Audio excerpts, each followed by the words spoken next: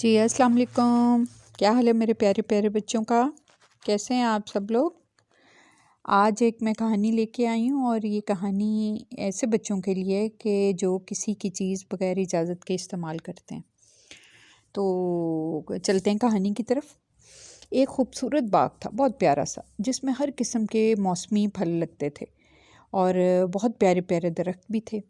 اور یہ باغ اسلم کا تھا، جو اس نے بڑی محنت سے لگایا تھا۔ وہ اور اس کا بیٹا دن رات اس باغ کا خیال رکھتے تھے، درختوں کا، پھلوں کا، پانی اور کھاد وغیرہ کی نگرانی بھی وہ کرتے تھے۔ بہت محنت سے انہوں نے اس باغ کو تیار کیا تھا۔ جب درختوں پر خوب اچھے اچھے پھل لگتے تھے تو یہ پھل کو توڑ کر جمع کرتے تھے، بازار لے جاتے تھے اور ان کو بیچ کر اپنے گھر والوں کی گزر بسر کرتے تھے۔ ایک دن دوپہر کے وقت جیسے ہی اسلم اپنے باغ میں داخل ہوا تو اسے ایک درخت پر کچھ ہلچل دکھائی دی، یعنی درختوں کو اس نے ہلتے ہوئے دیکھا۔ وہ آہستہ آہستہ درختوں کے پیچھے سے ہوتا ہوا اس درخت تک پہنچا تاکہ دیکھ سکے کہ کہیں چور تو درخت پر نہیں چڑھا ہوا۔ جیسے ہی وہ درخت کے قریب پہنچا تو اس نے دیکھا کہ ایک نوجوان لڑکا اس درخت پر چڑھا ہوا ہے اور بڑے اطمینان سے وہ بیٹھ کر پھل توڑ توڑ کر کھا رہا ہے۔ اسلم کو بہت غصہ آیا کہ یہ کون ہے، میری اجازت کے بغیر درخت سے پھل توڑ کر کھا رہا ہے۔ اس نے فوراً آواز لگائی، اے لڑکے، تم کون ہو؟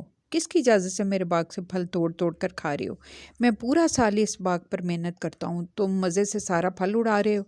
تو نوجوان نے اسلم کی آواز کی طرف اس نے کوئی دھیان نہیں دیا اور اطمینان سے وہ پھل کھاتا رہا۔ اب تو اس کو اسلم کو بہت غصہ چڑھا کہ یہ میری بات ہی نہیں سن رہا۔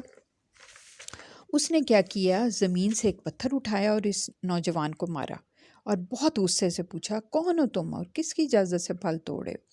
اس بار اس لڑکے نے اسلم کی طرف دیکھا اور کہا، یہ باغ اللہ تعالیٰ کا ہے اور میں اللہ کا بندہ ہوں۔ اللہ کا بندہ اللہ تعالیٰ کے باغ سے پھل کھا رہا ہے، تمہیں اس میں دخل دینے کی کوئی ضرورت نہیں، یہ میرا حق ہے۔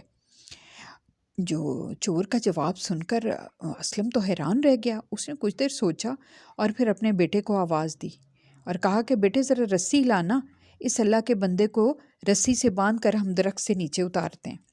اسلم کا بیٹا بھاگ کر ایک بڑی رسی لے آیا اور درخت پر چڑھ گیا۔ تھوڑی دیر میں اس نوجوان کو باندھ کر وہ نیچے اتار لیا انہوں نے، اور اس کے نیچے آتے ہی اسلم نے ایک ڈنڈا اٹھا کر اس لڑکے کی پٹائی شروع کر دی۔ اب نوجوان چیخنے لگا، مجھے مت مارو، مجھے مت مارو، میں نے تمہارا کیا بگاڑا ہے؟ میں بے گناہ ہوں، کیا تم اللہ تعالیٰ سے نہیں ڈرتے؟ مجھے مت مارو۔ اسلم نے کہا، میرے ہاتھ میں موجود جس چیز سے تمہاری پٹائی ہو رہی ہے نا، یہ اللہ تعالیٰ کی ہے اور میں اللہ کا بندہ ہوں۔ اللہ کا بندہ اللہ کی دی ہوئی چیز سے اللہ کے بندے کی پٹائی کر رہا ہے، تمہیں شور مچانے کا کیا حق ہے بھائی؟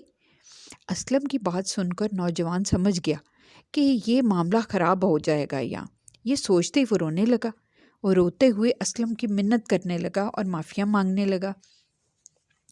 اسے روتے ہوئے دیکھ کر اسلم کو اس پر ترس آ گیا اور اس نے نوجوان کو پیٹنا بند کر دیا، اس کو مارنا بند کر دیا اور کہا، چونکہ تم نے اپنی غلطی کا اعتراف کر لیا ہے، مان لیا ہے کہ تم سے غلطی ہوئی ہے، اس لیے میں تمہیں معاف کرتا ہوں۔ اب اس کہانی سے ہمیں یہ سبق ملتا ہے کہ ہمیں کسی کی چیز بغیر اس کی اجازت کے استعمال نہیں کرنی چاہیے، اور اگر ہم سے کوئی غلطی ہو جاتی ہے نا تو ہمیں اس کی معافی بھی مانگ لینی چاہیے۔ ٹھیک ہے نا؟